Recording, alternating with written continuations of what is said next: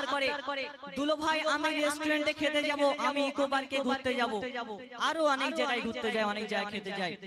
সেই খাওয়া দাওয়া করে যখন খাওয়া দাওয়া শেষ হয় তখন দুলো ভাই এবং শালির তরে একটা সম্পর্ক গড়ে ওঠে। সেই সম্পর্কে কবি ছন্দের মাধ্যমে কি লিখছে শুনুন।